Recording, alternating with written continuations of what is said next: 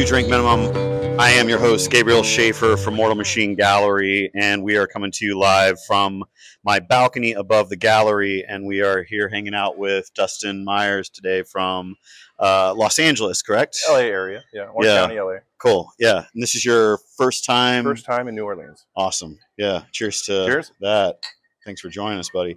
So, Dustin, how would you describe what you do and the kind of work that you make? Oh man, maybe surreal portraiture. Maybe I'm not really sure. Like to put like a specific name on it. Like I've always been intrigued by portraiture, but I've also always been intrigued by like surrealism. But I've also like classical realism. You know, like pushing Renaissance technique and like seeing how far I could push that, but also at the same time goofy shit and stuff that would make me laugh and something that would interest my 13 14-year-old self, but at the same time, like I don't know, like just trying to I don't know, prop surrealism, I guess. I don't know. Yeah, I mean, we started off talking when you and I first came out here about Robert Williams, and I think that and for folks at home that are not familiar with Robert Williams, he would be kind of coined as the godfather of pop surrealism. And but one of the things I was thinking when I was looking at your work before we met is that it feels right at home in that lineage with like Bob and even him going back to him being the assistant for Ed Big Daddy Roth. You know, you can see these sort of echoes of this almost like multi-generational lineage from that, and Todd Shore, and even I think like Zap Comics, but like you were saying with Renaissance and with like high level oil techniques that are going into it. I remember Todd Shore like describing his stuff as cartoon realism. Yeah. And I kind of like that idea of cartoon realism, of like how can you make something that's kind of like cartoon-esque, yet like how can like a Rembrandt approach that, you know, like where they can like seeing a Rembrandt in real life, like it feels like the Rembrandt is like coming off of the panel, like it's not like actually there on the panel, it's like it's three-dimensional, you know, in the room with you. And I was always like just enamored by that sort of technique, and I always wanted to make something that's similar, but then also something that's a little bit more imaginative to kind of like blend, you know, like those two worlds together. Yeah, totally. Yep. Yeah, and I think one of the fun things is if you're somebody that has been paying attention to these different generations of this work, whether it's going all the way back to early formations of Zap, if we're going back to Ed Big Daddy Roth, and then you consider what Bob did and the folks right around when Bob started kind of like pushing things out, and then the mid 90s crew and the early 2000s crew, and now up to this, there's probably like a few rotations around the track of artists that have been in these conversations about this type of art. It's interesting to see this evolution kind of continuing, and I definitely think that your work is most certainly placed within that conversation. Yeah. Thank you very much. Yeah. Now, you focus quite a bit, at least so far that I've observed, on works that you have these like singular characters. Yeah. And the characters definitely are all remarkable in one way or another in terms of just they're very unique. And I mean, you have a mode without a doubt, but each of your characters are very unique. Do you preconceive of these characters, or are they sort of something that evolves as you're painting them? Oh man, because they have such personality, it almost feels like you knew them before you painted them. Ever since before I even started painting, I've always been interested in like awkward school photos. You know, like those awkward, like really weird, like photos from like the 80s and 90s that are just like viral photos you find online. Like I think I started with Tumblr. You know, like all of these like Tumblr accounts that just post these like random ass photos like 10, 15 years ago. Now I would just save all these photos, you know, like over the course of like, like 10, 15 years. And like a lot of the photos that I would work from would like originate from like, like, oh, an awkwardness that I find in this photo or whatever that like I really, really liked, or like I would like take a photo and kind of like collage them together. Like a lot of my work starts with like digital collage. So like I'll do a lot of my stuff in Photoshop. So I try to like figure out my composition, and like I'll almost like Mr. Potato Head like different characters together to give them like this weird awkwardness from, like this photo, from that photo, or whatever, cool. And then try to like relight it up digitally, and then, like I paint from there. But a lot of it comes from just wanting to feel like, like almost like you know the person, but like it's like somebody that like has this like nostalgic connection to like, oh hey, maybe like I knew this person when I was younger or something, you know, like Mm, that's kind of what I'm going for. cool. Yeah. How long have you been working within this mode? Because I think that I first started noticing and becoming aware of your work somewhere around 4 to 5 years ago. I think I've been paying Oh man, attention to I've it been now. painting, like I've been doing like LA art shows like since 2007 Oh wow, cool. ish, but it's been like a long ass time, and I think like most artists can attest to like the amount of time you have to put in to something before you start like claiming the ranks, like or climbing the ranks in galleries, you know. And Yeah, like it was like around that time, that's like right when I got into ThinkSpace. And I think right when I got into ThinkSpace, that's like the time that actually like people become more aware of your work when you're in a gallery that has like a larger platform. Whereas before that, like I was showing at other galleries in LA, and like it was still like fun to do, and like I very much enjoyed doing it. But I don't think I ever sold the painting, you know, for like the yeah, first like, you know, 8 years that I was painting, you know. And like it's just like now like, oh, maybe I sell a painting and like it feels cool, but like it's still that idea of like just doing something because you love doing it, you know. yeah. Were you approaching your paintings from a similar style and composition point in those early days, or is it something that Oh, was there a point where you were painting a certain way or experimenting with different ways, and then this particular mode that you're in kind of came to being, and you've stayed with that? my earlier works were a lot more like surreal and a lot more like they had a lot more like philosophical undertones and a lot more in depth. And this was primarily because I went through art school, and like I finished art school in 2013. So like a lot of the paintings that I did had to have this sort of like not like kind of like a formula that could appease my art instructors. Mm, And like, you know, you have to in art school be able to like stand by your work and kind of defend it. And if it doesn't have some sort of like, you know, like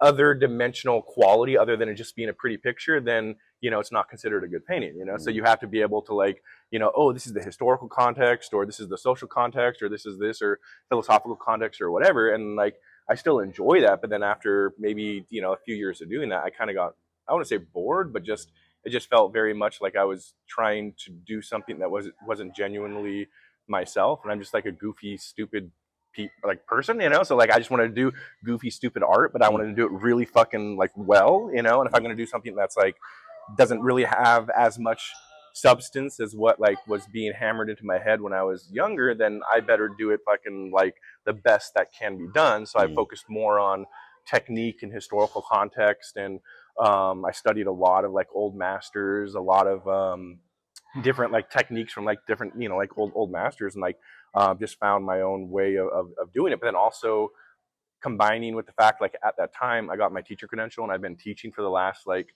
10 years ish. And like mm. I just really got attracted to these awkward school photos. I just like the idea of like combining these sort of like how can you capture like an awkward moment with somebody that you know has a nostalgic connection, like maybe you knew this person when you were younger, with these like classical techniques that like I've always been enamored with.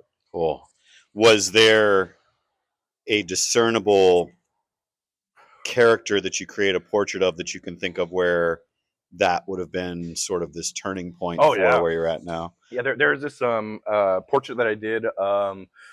Oh, his name was Bill, and I remember selling it or to one of the collectors I have in Australia, and it was like the first like awkward school photo that I did, and it was um, the main photo that got, or the main painting that got me in the works to get into ThinkSpace, because like ThinkSpace did like an open call with. Do you remember Art Bar? What they did? Yeah, yeah, I remember that. Yeah, yeah. I think they recently closed down, but like it was one of their first like inaugural shows that they had, and they had like an open Was call. that like the Cannibal Flower more Yeah, yeah, oriented yeah. stuff? It was through Yep, LC, and yep, that's right. it was a bar out there, and like this was like I think like right around 2020. And How far back did that go? Did that go in oh, Cannibal early Flower. 10,000? Because I did a couple Cannibal Flower group shows between like 2007 and Yeah, 2010, I Cannibal want to Flower say. has been around, I think, Yeah, for like 20, like a long yeah, ass yeah, time. yeah, They just recently started doing shows again, because I think yeah. since Art Bar isn't a thing anymore, I think they're like maintaining the focus on doing those group shows. Cool. But Yeah. that one painting that I did, like I just called it Bill, and it was just like this like picture of a guy with like big ass like eyes and big glasses and big buck teeth or whatever. And like they didn't ask for the painting; they asked for a different painting. But then I finished that smaller painting. I just kind of like sent it along with, and they accepted it. And then that caught the eye of one of the curators at ThinkSpace, and they asked me to like be part of their like another group show over there, and that's what kind of got the ball rolling. Cool. So then I just kind of like kept within that genre, and I've been loving that. Yeah, and that's been your predominant house to this point, hasn't it? Yeah, pretty much. Yeah, Yeah. In Los Angeles area, and like I've been showing a lot in Bean Art, and I have a Oh yeah, totally. Australia. They're a solid space in Australia. Yeah. I have a solo show coming up there next year, 2027. Cool. Yeah, that's a strong space. Yeah, them and there's another one I can't think of off the top of my head, and I never can remember their name. But there's two spaces over there in Australia that I pay attention to.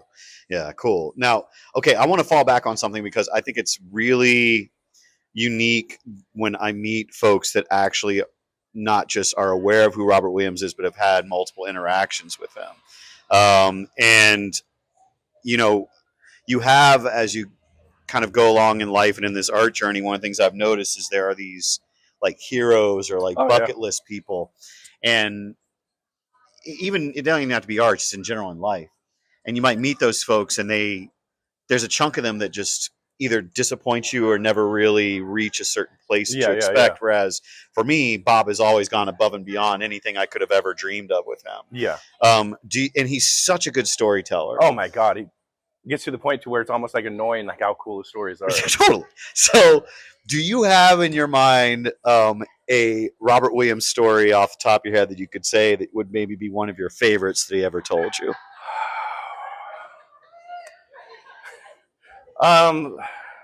It's and for folks at home that don't really understand what we're talking about, it's essentially like we're talking about Zeus right now, and he and I have hung out with Zeus, and Zeus is one of the wildest storytellers ever, in case you didn't know that about him. And so, yeah. So, and I'm sure Steven will probably put in some images here of Robert Williams so folks at home get a little more familiar with him, but he's basically the godfather of this big part of the scene that we are definitely a part of. I don't know if I can recall like a specific story that he told me, but the most interesting experience is just going out like with him and Suzanne. I think we've gone out maybe 4 or 5 times with them to like get like spaghetti dinners at like a little Italian place next to where they live in Los Angeles. And like I love like kind of like just shooting the shit and like poking fun at the guy, because like the dude loves his meatballs and he loves spaghetti, and like there's just been multiple times where he'll just eat that, and like Suzanne like multiple times will just like make sure that like he's okay with like being able to eat his dinner, and like we just kind of make fun of him. This is stupid because it has nothing to do with art, but like just like this is stupid. But like making sure that like he's able to finish his dinner. I don't know. It's like not, Ozzy Osbourne with his burritos. Yeah. But then like multiple times, like the guy's like 82, it's like 86, yeah, bro. something, yeah. So they're like he'll just like he would just tell me multiple times like, oh, one day you'll be in this position, you'll be this old, like, and it's always like humbling. Lucky. Oh yeah, but like also knowing that like he told us that like he still paints, I think like 4 to 6 hours a day. Yeah. And at 86 years old, I've seen pictures like of those paintings that he's working on doing the scene. It's crazy, right? Yeah, he like these are I think like 8 or 10 paintings that he hasn't shown anybody at all. Yeah, and like just seeing how crisp his work is at 86 years old, it gives me very much something to like look forward to, and how to align my life to make sure that when I'm that age, I'm still like chugging along as well as what he's doing now. Yeah, when we were trying to figure out work for the museum show last year, his biographer actually lives here and is professor at LSU. So his biographer was already going out there to visit him. And we were trying, like, what I was trying to angle on was Bob was telling me about, like, oh, I got all these paintings, they're great, and nobody's seen yet. And I'm like, well, I want to fucking see them. And he, of course, they don't use a computer. He doesn't have a cell phone. So it's like, well, how am I going to figure out seeing them? So I was like, okay, well, his biography is going to go there, or at that time our gallery manager Elza was going to visit with him, and I was going to try to get somebody to just take pictures and send me. But Bob refused to let them take pictures on the phone. The only thing he would agree to is he let homie FaceTime me in real time so that I could just see momentarily. And then Bob's like, all right, get the fuck out of the room before the Chinese steal it, or whatever the fuck it was he was saying. And I was like, oh my God. And but I the first time I interacted with him though was at the LA Art Show when I was still with Red Truck. and we used to be a part of Littletopia out there at the LA Art Show with Greg Escalante. And there was one, it was like the first or second year that I was out there working that show with them. Bob, after the reception and everything, we took him to this, like, everybody went to this New Orleans themed restaurant before we were going to a Super Chief opening. Okay. And so Bob would only go to the Super Chief show with us if I got him a bottle of Bullet for us to drink. So I went and got a bottle of Bullet, and then we hung out at the Super Chief show. And and a little bit into it, it was like right away I was like, this guy's incredible. And a few months later, we lucked out that he was actually here for an LSU engagement. And the folks that were taking care of him, his biographer and his wife or whatever, they had to actually go out of town. And Bob and Susan were going to be here for like 2 days with nobody to like look out for them. And they were staying over on Canal Street, just a few blocks away. So they asked me and Rachel Cronin, that used to work with me at Red Truck, if we would like, visit with Bob and take care of him and hang out with him. And of course, we're going to fucking Bob and Susan. And so we took them around and everything. But the first day, the first thing we went to the New Orleans Museum of Art. Okay. And so before we're going to go through the museum, Bob and them want to sit and get some coffee, sit in the cafeteria and get like fueled up before they go through the museum. So me and Bob are sitting at this table and the fucking cafeteria is full, right? And they go to wait in line to get the coffees and the whatnots. And Bob's like, okay, you ready for the stories? I was like, yeah, let's go, bro. And I'm like, bro, it's packed. We're the only tables. There's people everywhere. He goes, I worked in the circus when I was a little boy. I lost my virginity to the fat lady. I paid her a nickel. I figured, what the hell? I might as well do it sometime. And everyone around us was like, like staring at us. And I was like, man, that's where he started, And I remember, man, walking around that museum with him was one of my greatest experiences of my life, because you'd have certain rooms you'd go into and he would give you just these incredible perceptions on everyone. And then there was one room we walked into that it was Warhol, Rauschenberg, Calder, Thornton Dial, which he didn't know much about Thornton Dial, but I told him more about Thornton Dial. It was like, and folks that were a bit more of like the abstractions. Mm-hmm. And we're in this room. There's like 4 or 5 people. It's very quiet. And all of a sudden, Bob goes, "Yep, and this is where the academics fucked it all up." Yeah, I fucking love that guy.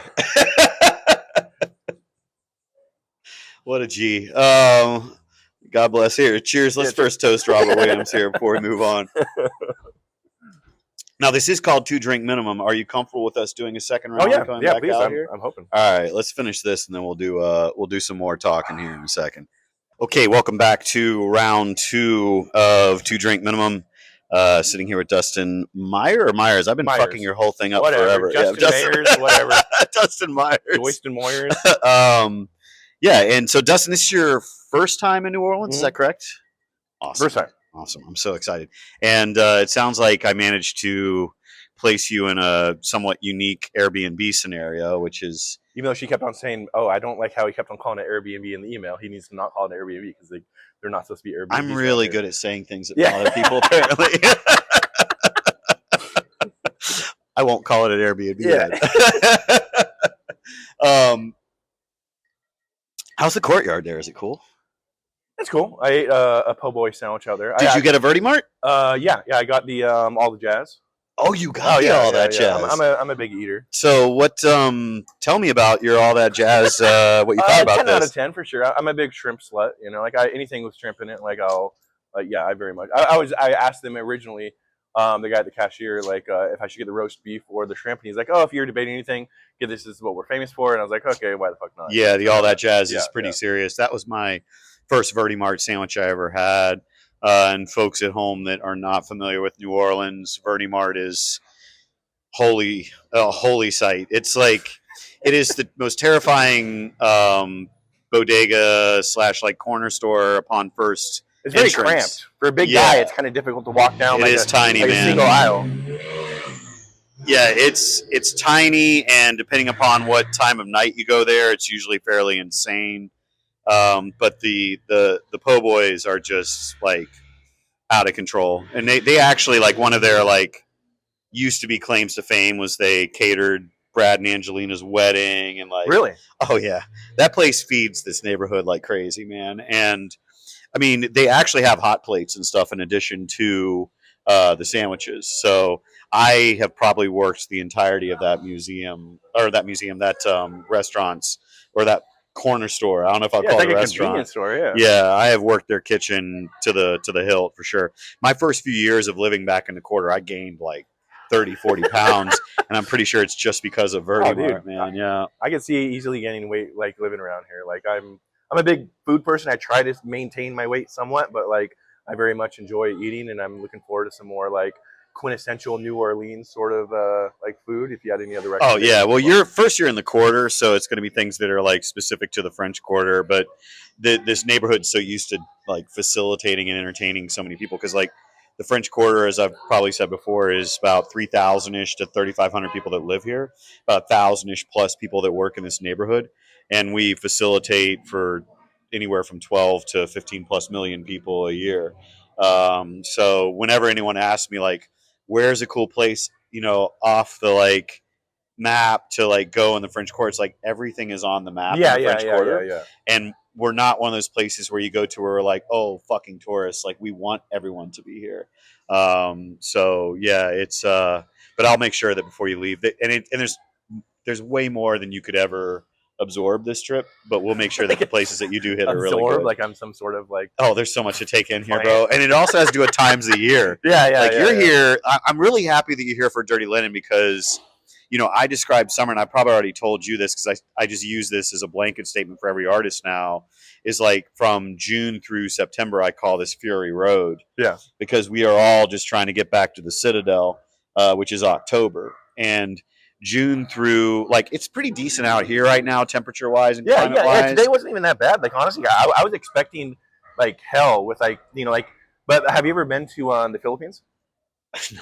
I've been in the Philippines, and like the humidity and like the heat like combination out there is like, not saying this is like nothing compared to that, Well, but this like is real baby what we're in right yeah, now. yeah. But like in the Philippines, it was like the air is a lot heavier out Yeah. there, so I was expecting kind of like that, if not a little worse. So like, Well, thank God you were already oh no, conditioned no, I was for gonna, it. yeah, like, but Yeah. also like I'm open for new experiences, like.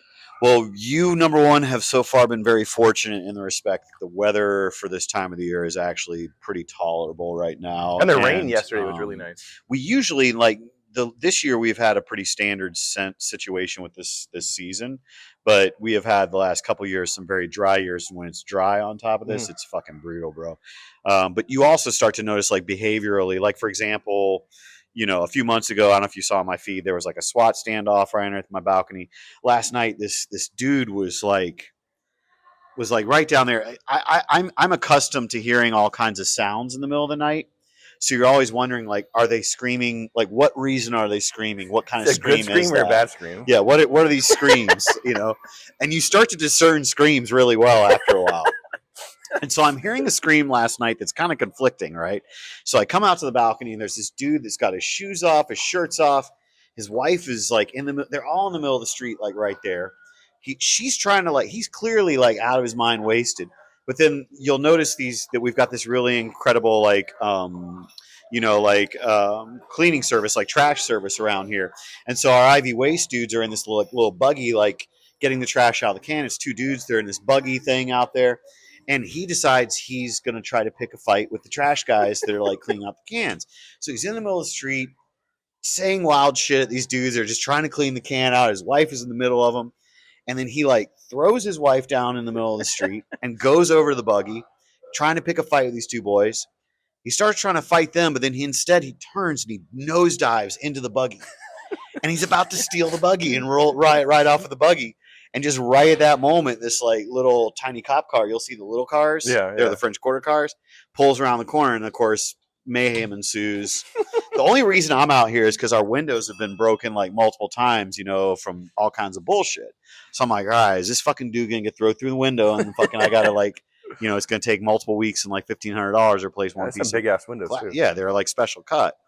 And they did end up at some point, the cops, because of course this guy was wild. They get him up against the window. I'm like, motherfucker, here they go. They're about to break my window. But he got arrested. But it took about like 45 minutes. And then later his wife was like, oh, he only had like 5 Dos Equis. No fucking way. No way, no way. But this time of year is when you're going to see a lot of like wild card scenarios. They're not festival season or busy season wild card scenarios. But then tomorrow night you're here for Dirty Linen Night for our show that's opening, La Salette group show. And man, I'm so happy you're here for Dirty Linen. And speaking of Think Space, like when you go back to the Think Space dudes, they were here for Dirty Linen when I was with Red Truck. Okay. And the space, they actually had a pop up that was a Think Space pop up in that front room. Really? Yeah, it was a Think Space show down there, That's so Dirty cool. Linen. That was like 2019. Such a small world, like with like all the little like the galleries that kind of like work it's with each other. Like it's very small world. Yeah, I always like when before I was a part of it, I always thought it was like so much bigger of a production. But then it's like, oh, you know this guy, you know that guy, you know that guy, and it's like so odd, you know. Well, like, and I was a part of the fall of Red Truck. Okay. And so I'm sure that'll be something we'll talk about off camera because I refuse to talk about it on camera until someone pays me for the rights. Okay. Because it's Red Truck was one of the craziest galleries ever existed. But Red Truck had a show going. At that time we had 940 and 1000 Royal. But Dirty Linen gets crazy, bro. As long as so first off, you're gonna get up tomorrow morning or whatever time you get up. And when you walk out on these streets, have you already heard about Red Dress Run? Yeah, I saw multiple videos. Babe, get ready. Yeah, I'm looking forward to it. So first half of the day is just going to be people of all manners and sorts and sizes, like all in red dresses, fucking wasted by like 10:30 a.m. And this is just like primarily in the French Quarter? It's only in the Quarter tomorrow, the Red Dress Run. You're going to see it. Is that everywhere in the French Quarter, or is it just around like a certain street? Or it's going to be all through the Quarter. It's like 13 blocks by 9 blocks. But is it like a bar crawl? It's supposed to be a run. Okay. That ends up into a bar crawl. Okay. And then it switches over for Dirty Linen, and Dirty Linen's a whole other level. We'll probably, as long as the weather's good, bro, we're going to get like 1,000 people in 4 hours through there. That's so fun. So you're going to have fun tomorrow night. Awesome. So I would say like pace yourself tonight. Oh, yeah, definitely. Because give me an early night tonight for a late we're night getting tomorrow. you arrest level tomorrow night. Cool. Dustin, thank you so much for taking the time to hang out with us, man. Yeah, I'm excited for you to be here, and thank you for being a part of the show and taking the time to share your ideas and your work with us. And man. And so once again, we've Chris is of course away, but we will be producing more content throughout the month. And when Chris gets back here in a few weeks, we'll be back to our studio episodes. But thanks, y'all, for tuning in to Two Drink Minimum. If you know somebody who'd be interested in the show, know somebody that's interested in art, know somebody that's interested in New Orleans, be sure to share, pass along, because we're trying to like spread the word as we're releasing these episodes to just kind of get it out there. And we'll see y'all next time. All right, cheers. Bye, y'all. Cheers.